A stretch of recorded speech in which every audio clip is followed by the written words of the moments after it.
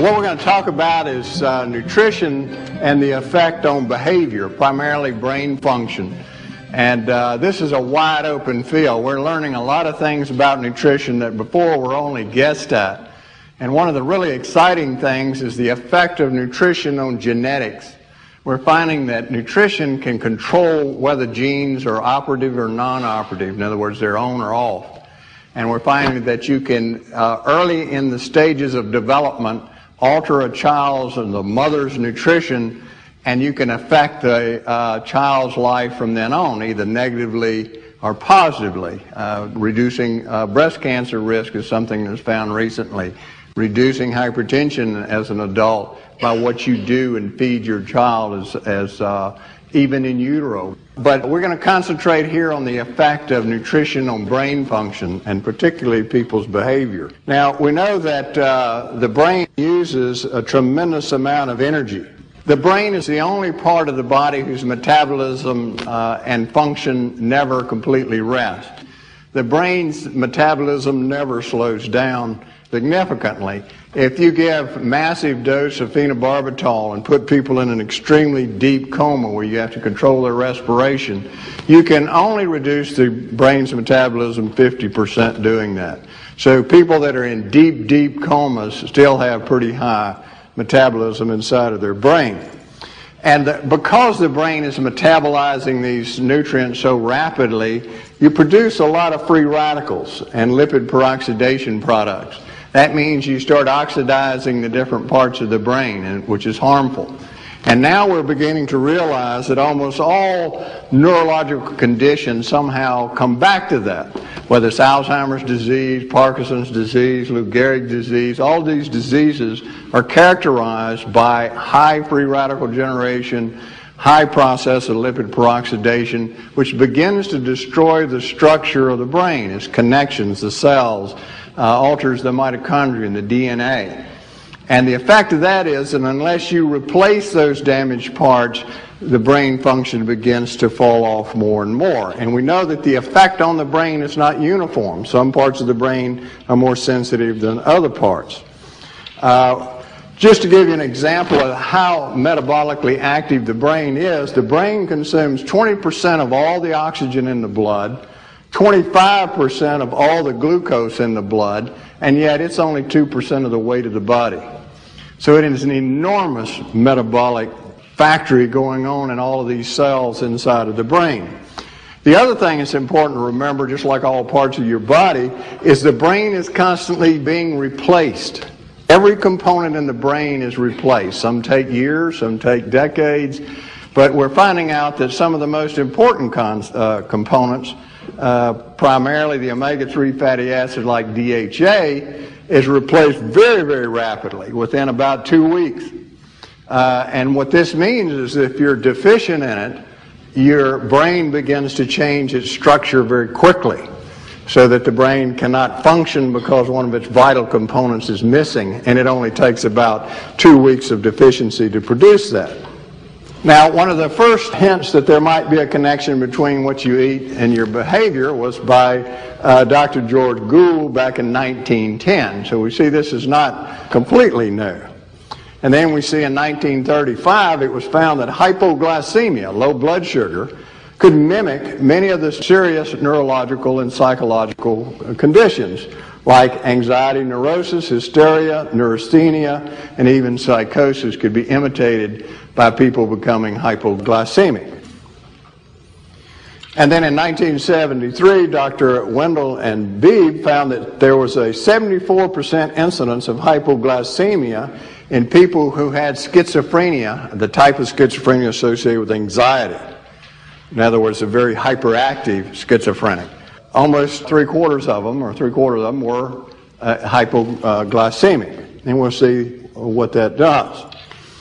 And we're seeing a strong connection between sugar metabolism, carbohydrate metabolism in the brain, and various psychological conditions. For instance, they found 60% of the members of families that have hyperactive children either have diabetes, obesity, alcoholism, all three, which are all sugar consumption problems. So there's a very strong correlation there in hyperactivity in children. More research indicated that 75% of all prisoners were hyperactive as children. So it's taking it back all the way to this childhood that was programming that child for criminal behavior later in their life. Now, why would sugar have such a profound influence on brain function and psychological function? Well, when the sugar is in excess, it produces excess release of insulin. When insulin is released, you get hypoglycemia if it's excessive. That is, the blood sugar falls. When the blood sugar falls, it does two things. One, your body is trying to get that blood sugar back up because it needs that sugar for its energy metabolism. So it stimulates the adrenal gland to release two hormones. These are called epinephrine and norepinephrine. These are the hormones that make you jittery and nervous when your blood sugar falls. So these hormones are stimulating the brain to increase activity. Also, when the brain becomes hypoglycemic, it releases one of its neurotransmitters called glutamate. Glutamate is the primary neurotransmitter for excitability. So it is the primary thing that turns the brain's activity into high gear. So both of these, the norepinephrine, epinephrine, and glutamate, are producing a state of hyperactivity. Now let's look at the effect of crime in nutrition. This was done by Dr. Stitt, who was a probation officer in Ohio, who did some research on the effect of diet and probation violators. And what she found is that those who remained on a bad diet, a lot of sugar, a lot of junk food, a lot of food additives like MSG, NutraSweet, these things, when they stayed on that, 56% of them ended up violating their probation by committing some antisocial act, robbery, violence, etc. But if they were switched to a healthy diet, only 8% ever broke their probation. So there was a tremendous change in their behavior just by changing their diet. And these are felons. When they looked at narcotic abuse, they found the same thing. Is that those who maintain the bad diet, the high sugar diet, junk food diet, 47% of them continued to use narcotics while they were on probation. Whereas those who were switched to the better diet, only 13% of them violated their probation by using narcotics.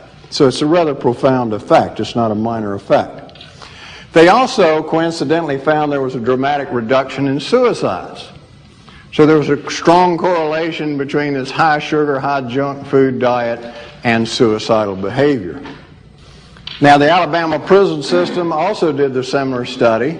They changed the diet of some of the prisoners and used the others as control. They found that there was a 42% reduction in criminal events when they changed these criminals' diet. And that there was a 61% reduction in antisocial behavior at 1 year. Another example of the profound effect of diet. Now, just to give you a personal case, this is Raymond. Raymond was arrested for assaulting his girlfriend. He actually tried to kill her. They were just arguing over something that was non-consequential, just silly.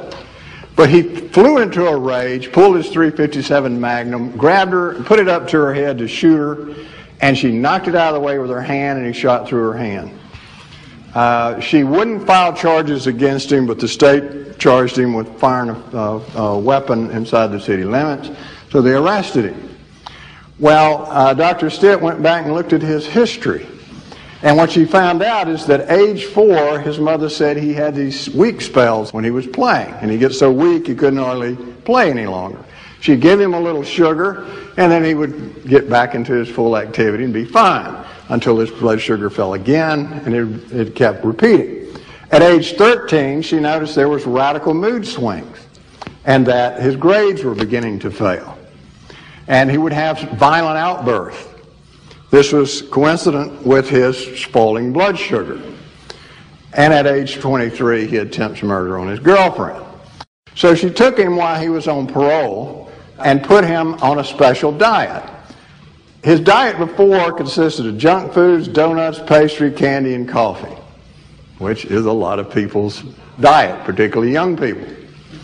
And what they found is when they took him off all of this and put him on healthy food, He never broke his parole again, and he didn't commit any more violent acts. He was a changed person. And everybody remarked how they just couldn't believe it was the same person. Study a prison system in 5 different states, and they looked at adult felons, and they looked for deficiencies in a lot of different nutrients, but mainly magnesium, zinc, folate, and vitamin B6. What they found in all 5 states was that violent offenders had the most deficiencies of all the prisoners. The more violent, the more deficiencies. So it's not just hypoglycemia. Oklahoma Children's Center did a similar study, and they found there was a 43% reduction in serious crime when they changed the diet. They got rid of the high-fat, high-sugar diet and junk food that these childhood offenders were on. When they wanted to objectify it and say, well, is there any objective evidence of change in brain function, they look at EEG function in felons. These are serious criminals, and what they found is that there were about 14 different abnormalities in their EEG.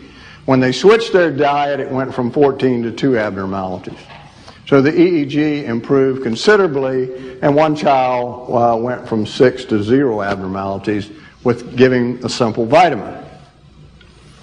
And they found that even marginal deficiencies in nutrition could cause criminal behavior to surface in these susceptible individuals, which are pretty high numbers.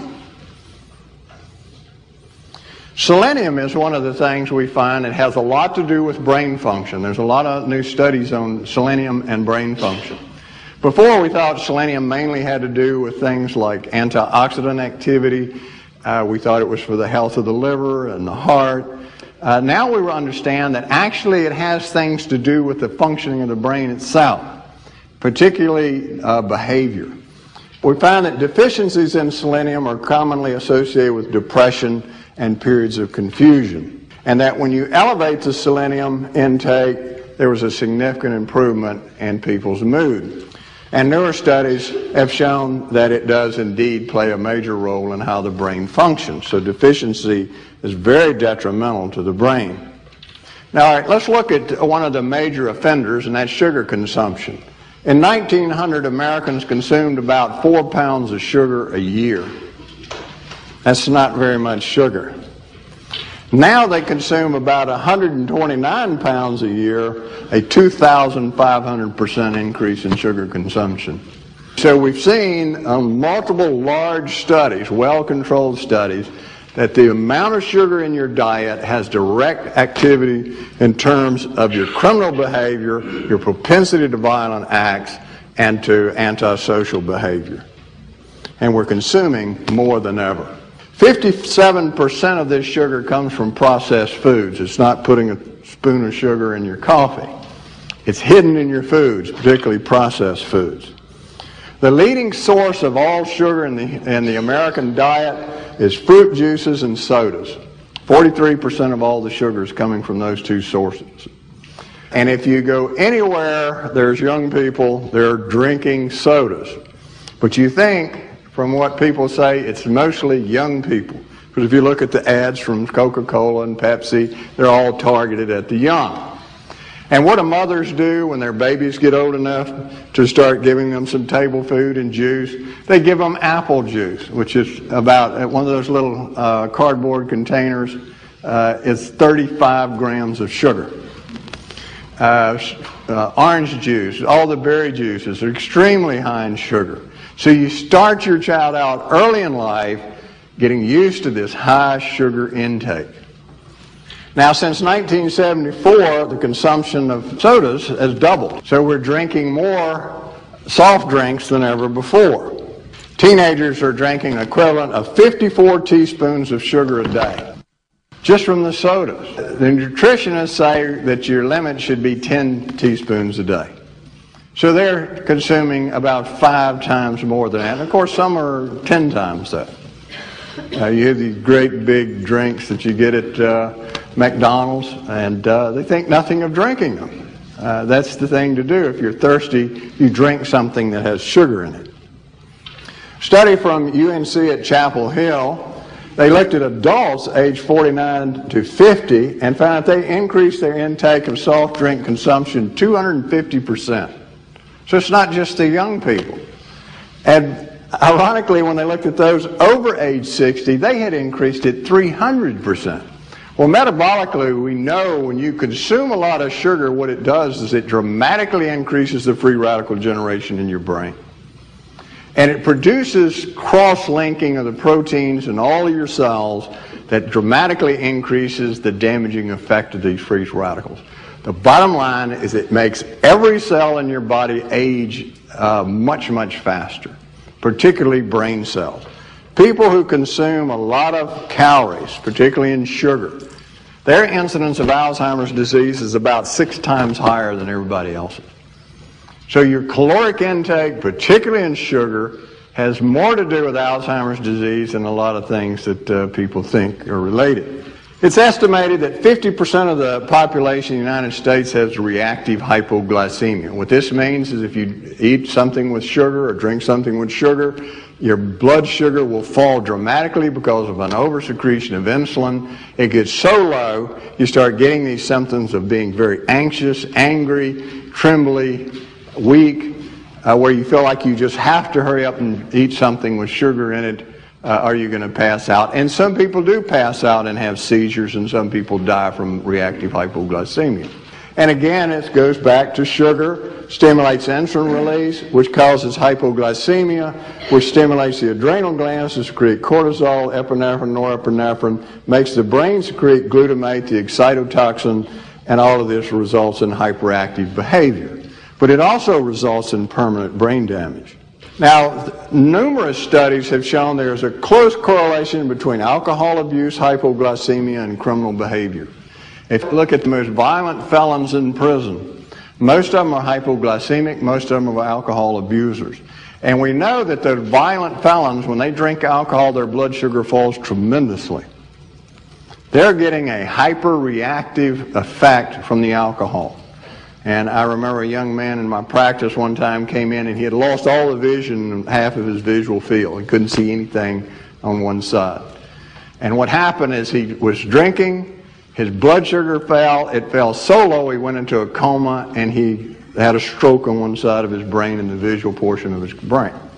And that happens. And young people don't know that can happen, but it's not that uncommon.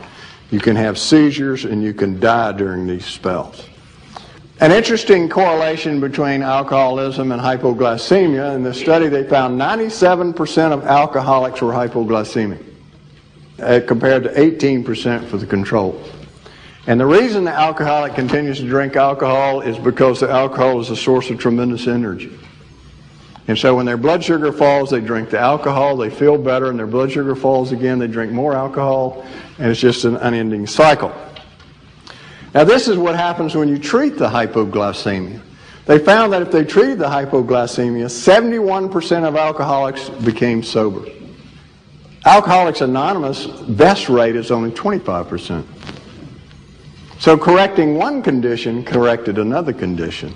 And if you look at the FBI statistics, most of the violent crimes in the United States are connected to alcohol. Most of your auto accidents are connected to alcohol. Most of your road rage are connected to alcohol, because it's producing the same effect that the sugar's producing.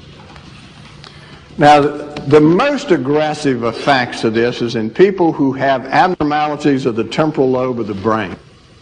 The temporal lobe is not just for memory, but it's the elaboration center for your emotions, particularly things like anger. Connects to the amygdala, a nucleus in the brain that has to do with anger.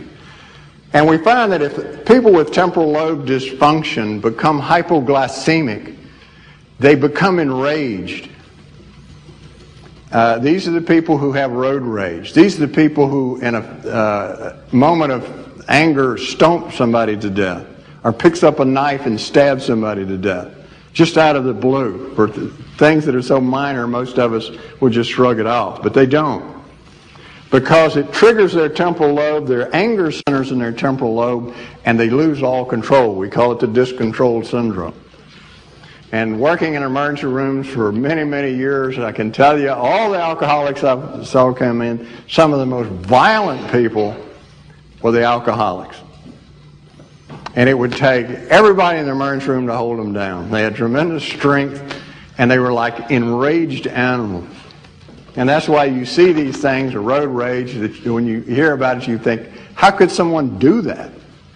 Well, it's not a conscious act of them doing it. It's the fact that you have lowered their blood sugar or had an effect of one of these nutrients on their brain function that drives them like wild animals. If I put an electrode in your brain and I stimulate that same center, you will attack whoever's closest to you and you'll try to kill them, and you can't stop it.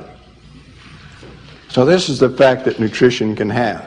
They looked at a group of Indians in Peru, found that 55% were hypoglycemic. It is the most violent people on earth, this one tribe. And they found it's because they're hypoglycemic. I'll cover that a little bit more later. Now, sugar's not the only thing that can make you hypoglycemic. Aspartame, NutraSweet, and monosodium glutamate are both powerful stimulators of insulin release. They will both make you powerfully hypoglycemic. And this is one of the paradoxical things about this sweetener, aspartame, is if you look at the studies, particularly the ones reported to the FDA, one of the big complaints is it causes weight gain. Everybody's drinking it because they think it makes them lose weight. Actually, it makes you gain weight in a lot of people, and that's because it makes you hypoglycemic, and so you tend to eat and snack and nibble, and you gain weight. Monosodium glutamate will do the same thing. Now, the food manufacturers know this. That's why they put so much MSG in food, because it makes you hungry and you eat more of their food. And we know that MSG can induce intense rage if you just put minute concentrations in this part of the brain. If you do a little micro injection, you can make a mouse attack a cat. And it can even kill the cat. I mean, it is an intense rage that's almost uncontrollable. Now, when you're hypoglycemic and you add MSG at the same time, you produce a tremendous magnification of this effect. Now, this happens in society all the time. If you go and you have your soda and you're drinking it, and you're nibbling on some Doritos, which are very high in MSG, that's why they taste so good, and your MSG level, your glutamate level in your blood starts to rise. The glutamate stimulates insulin release. The sugar stimulates insulin release. Your blood sugar falls, and in susceptible people, which is a lot of people, you can fall into severe rage. So it's a tremendous effect. And of course, excitotoxicity destroys brain cells. Now, we also know that there are several amino acids can make you severely hypoglycemic. For instance, taurine, glutamine, valine, isoleucine, and leucine. All can produce profound hypoglycemia. In fact, leucine hypoglycemia in children will kill babies. This is a recognized reason for sudden death. And it can kill adults. Now, in a Finnish study, Verkuken in 1983 studied violent offenders in prison. And what he found is that the impulsively violent offender, that is the one who just would attack you out of the blue and beat you senseless or stomp you to death, their blood sugar fell suddenly and it rose very quickly. So in other words, the blood sugar would fall and it would come back up quickly. And those were the ones with the most violence.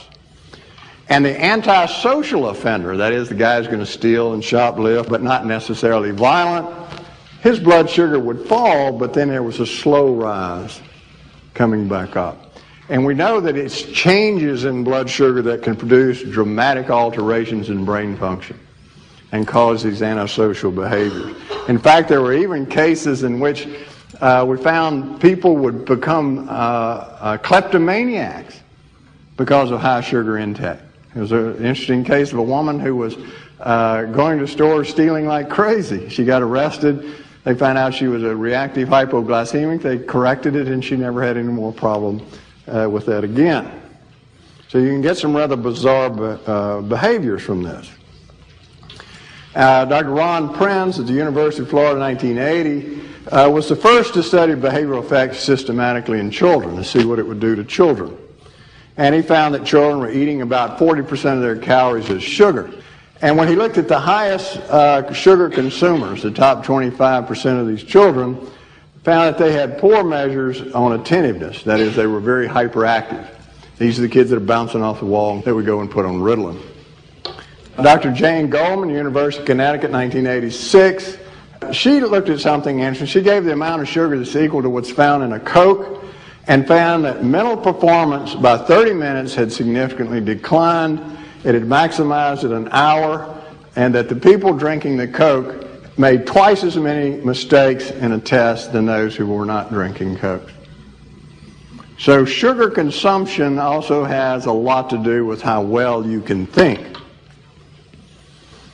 And the harmful effects usually subsided about an hour and a half after they had consumed the drink.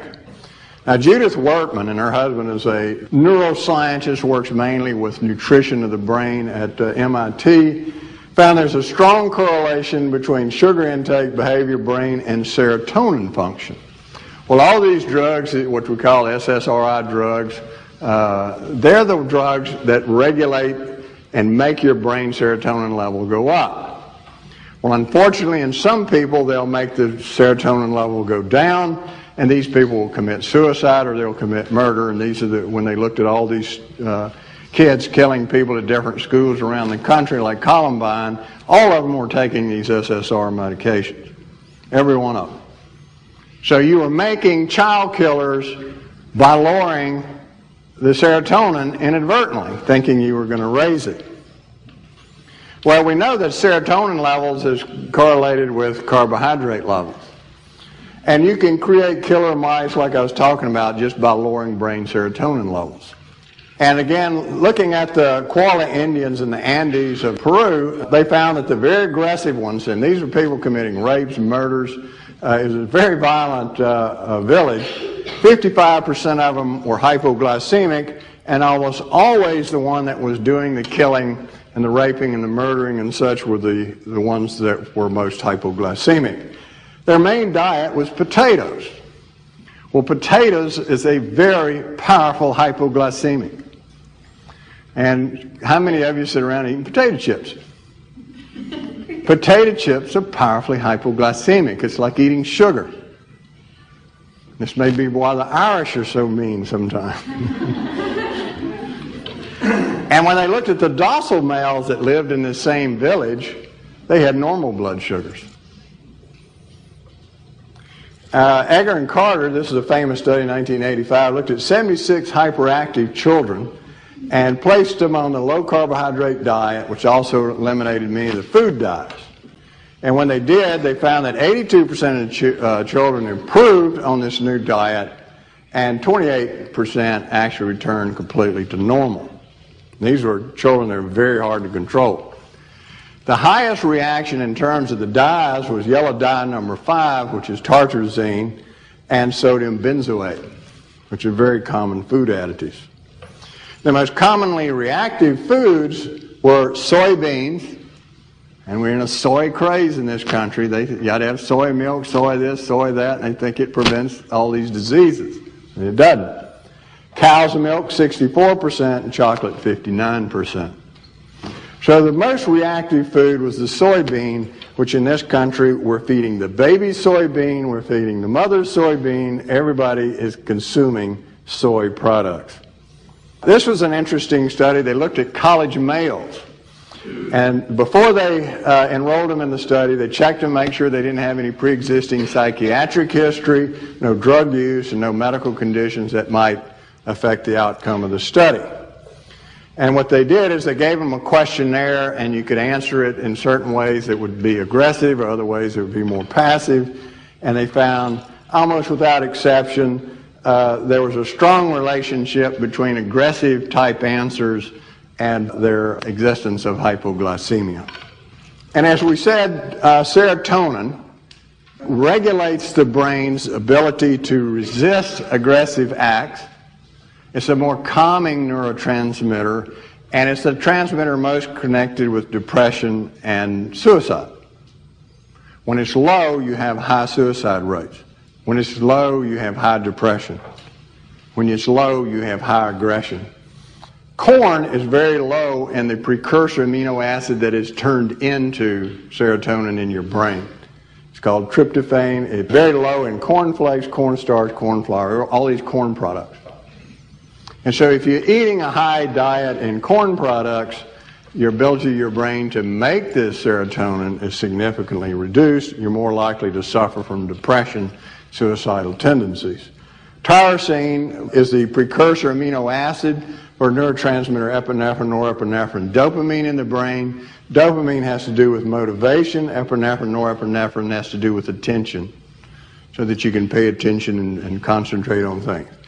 We find that low levels of tyrosine are associated with depression and sensitivity to stress. And when you increase tyrosine consumption, it reduces stress. Now, vitamins can have a lot to do with these factors as well. For instance, niacin has been known to have a lot to do with mental illness. If you look at the function of niacin, it's one of the energy molecules in the body, niacinamide adenine dinucleotide, NAD. And in pellagra, you develop characteristically psychiatric symptoms. The 4 Ds, diarrhea, dermatitis, dementia, and death. That's the characteristics of 4 Ds of pellagra. Subclinical deficiencies are commonly associated with psychiatric symptoms. Niacin, there's a niacin-responsive form of schizophrenia. If you increase their niacin intake, their schizophrenia goes away. Various nutrients are associated with behavior: vitamin C, D, E, K, A, B, the carotenoids, all of these associated with brain function, have behavioral manifestations if they're deficient. B1 deficiency, thiamine, associated with beriberi. You have insomnia, memory failure, depression, chronic fatigue, personality change is a characteristic of beriberi. And again, we see subclinical deficiencies in the United States. If you're consuming a lot of carbohydrates, it depletes your vitamin B1. So that's how you end up with a thiamine deficiency in the United States. And it's closely connected to magnesium deficiencies. Now, a national survey of adolescents in this country found that 60% were deficient in iron, 57% in vitamin A, 43% in C, 39% in vitamin B1, 30% in protein, and 16% in riboflavin. So being an advanced industrial nation, we sure have a lot of deficiencies in critical nutrients that operate the brain, that controls your behavior. So these are not uncommon problems. Now, in this study, probably one of the largest ever done, they looked at 1.1 million New York public school children to see the effect of giving just a single multivitamin, not even a very well formulated multivitamin, but a single multivitamin and the effect on the CAT scores. And this is what they found. The black bars here are on the regular diet that most of these children eat. Year by year, the CAT scores hardly change. And this bar, what they did is they took these children, and some of them they took off of sugar and just a few of the dyes that were involved in the foods. They had a dramatic increase in the CAT score. Then the next year, what they did is they removed some more of the food dyes. They had an even greater increase in the CAT score. The next year, they didn't change anything. They just kept them on this diet, and it held steady. And then in this one, they took out some more food additives, and they found it went up even higher. So we see there's a profound influence on your ability to function intellectually just by changing diet. And most of what you do is detrimental to your ability to learn and remember and think and cognitively function. And a lot of these things we're saying are marginal deficiencies. They're not severely deficient. They're just marginally deficient. Tucker is one of the more famous studies done, which was done in 1990. He found a deficiency in thiamine and riboflavin not only impaired neuropsychological function, but could produce altered EEG patterns as well. Just 2 vitamins. We looked at 260 adults over 60 years of age and found an association between the status of vitamin C, riboflavin, B12, folic acid, and concept learning, which is one of the more sensitive measures of brain function. So the brain is very sensitive to these deficiencies. Carotene showed a stronger correlation than did vitamin A. And you know, carotene is converted into the body to vitamin A, but carotene itself has different functions than vitamin A.